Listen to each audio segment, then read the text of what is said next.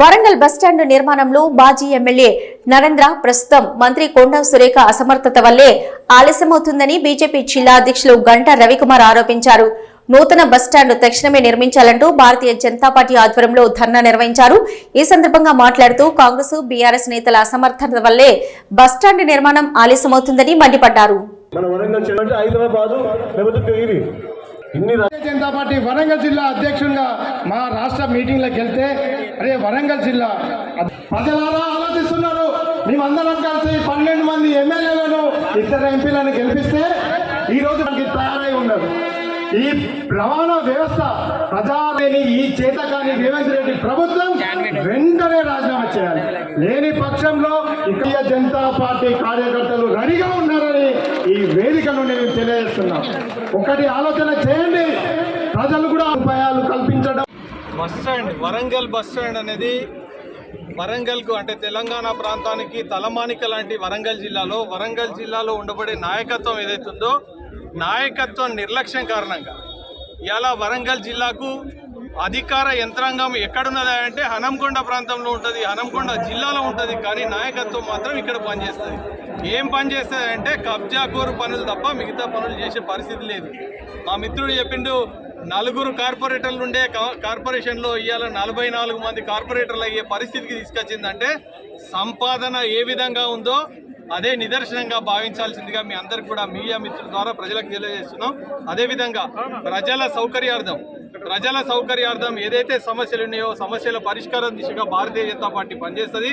Bharatiya Janata party కేంద్ర ప్రభుత్వం ద్వారా నిధులను కేటాయించిన కేంద్ర స్మార్ట్ సిటీ కానీ హెరిటేజ్ సిటీ కానీ వీటన్నిటికి పథకాలకు రూపకల్పన చేసి నిధులను సమకూరిస్తే కనీసం కంట్రిబ్యూషన్గా కూడా ఇవ్వలేని ప్రభుత్వం ఆ రోజు బీఆర్ఎస్ ప్రభుత్వం, ఇవాళ కాంగ్రెస్ ప్రభుత్వం. వాటి వల్ల ఈ నగరానికి ఏదైతే అజంజాయి మిల్లు ఉండేనో కార్మిక పక్షాన కూడా ఏం లేకుండా పోయింది. వీటన్నిటికి కూడా ప్రత్యామ్నాయంగా కేంద్ర ప్రభుత్వం చూపిస్తున్నది.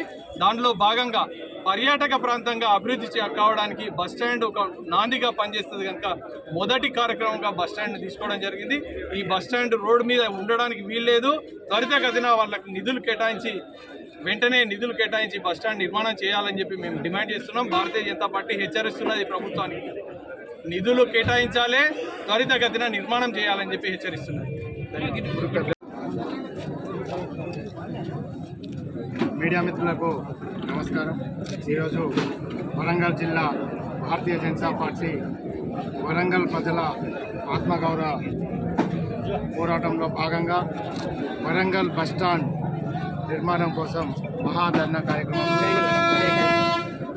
ఈ మహాధర్నా కార్యక్రమంలో జాతీయ నాయకులు, రాష్ట్ర నాయకులు మరియు బూత్ స్థాయి నాయకులు కూడా దాదాపు 1000 మంది పాల్గొని విజయవంతం చేయడం జరిగింది.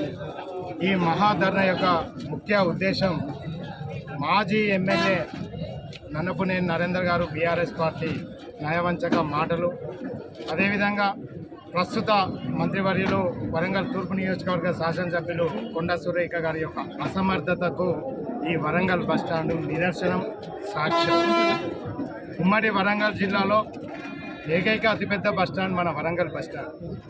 ఉత్తర తెలంగాణలో మన పక్క ఉన్న కరీంనగర్, ఖమ్మం మొదలగు జిల్లాల నుండి ఈ వరంగల్ ఉమ్మడి జిల్లాల నుండి కూడా ప్రతిరోజు 1000 మందిని వారి యొక్క గమ్యస్థానాలకు చేర్చిన చరిత్ర వరంగల్ బస్టాండ్ చరిత్ర.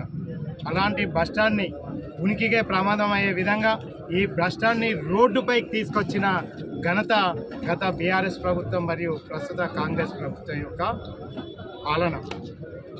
బీఆర్ఎస్ యొక్క బోకర్ మాటలతోని, కాంగ్రెస్ యొక్క కుటీల రాజకీయాలతోని ఈరోజు వరంగల్లోని ప్రజా రవాణా వ్యవస్థ రోడ్డుపైకి ఈడ్చి ప్రయాణికుల ఇక్కట్లో వర్ణనాతీతం.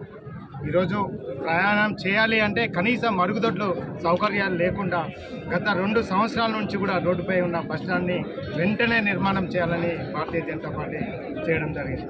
మన పరిస్థితి ఎట్లా ఉంది అంటే ఏరికోరి పెళ్లి చేసుకున్న మొగడు ఎగిరెగిరి దాన్నిండంట. వరంగల్ ఉమ్మడి జిల్లాలోని ప్రజలు 12 మంది ఎమ్మెల్యేలను కాంగ్రెస్కి అప్పచెప్పి 2 ఎంపీ స్థానాలను కూడా కాంగ్రెస్కి అప్పచెప్తే 2 మంత్రులు మన జిల్లా నుంచి ప్రాతినిధ్యం వహించినా కూడా ఈ ప్రజలకు ఒరిగింది ఏమీ లేదు.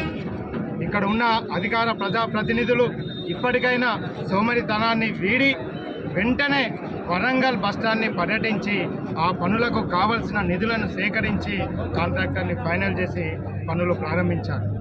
ఎన్నికల ముందు కేటీఆర్ గారు 17 జూలై 2023లో